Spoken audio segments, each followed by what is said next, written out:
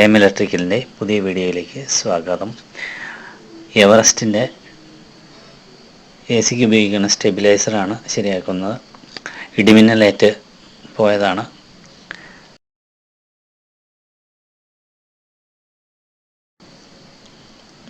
ആദ്യം ഞാൻ അഴിച്ച് ശരിയാക്കി ചെക്ക് ചെയ്ത് കംപ്ലൈൻറ്റ് തീർത്താണ്.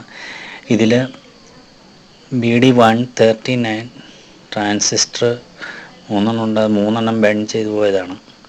അതുപോലെ അതിൻ്റെ തൊട്ടടുത്തുള്ള 9 വോൾട്ട് സേനാർ പോയതാണ്, ഷോർട്ടായി കിടക്കുമായിരുന്നു. 9 വോൾട്ട് അത് റീപ്ലേസ് ചെയ്തു. അതിൻ്റെ IC LM324 അതിന് ഷോർട്ടായതാണ്, ഇൻ്റർണൽ ഷോർട്ടിംഗ് ആണ്. അതിൻ്റെ 5, 6 പിന്ന് തമ്മിൽ ഷോർട്ടിംഗ് ആണ് ഇൻ്റർണലായി. അങ്ങനെ IC ഞാൻ റീപ്ലേസ് ചെയ്തതാണ്.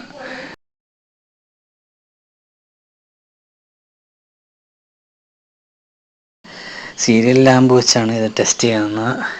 എൻ്റെ കയ്യിൽ വേറെ ടെസ്റ്റിംഗ് എക്യുപ്മെൻറ്റ്സ് ഒന്നുമില്ല. അതുകൊണ്ട് സീരിയലിൽ ബൾബ് കൊടുത്ത് ലോ വോൾട്ടേജ് മാറേണ്ടതെന്ന് നോക്കുന്നുണ്ട്. ലോ വോൾട്ടേജ് മാറേണ്ട സീരിയലിൽ ലോഡ് കൊടുക്കുമ്പോൾ ലോ വോൾട്ടേജായി കട്ടാവുന്നുമുണ്ട്. അത്രയും നോക്കുന്നു. ഇനി അത് ക്ലോസ് ചെയ്യുകയാണ്. ഓക്കെ, എന്നാൽ വീഡിയോ കണ്ട എല്ലാവർക്കും നന്ദി. വീണ്ടും പുതിയ വീഡിയോയിൽ വരുന്നിടം വരെ ഗുഡ് ബൈ.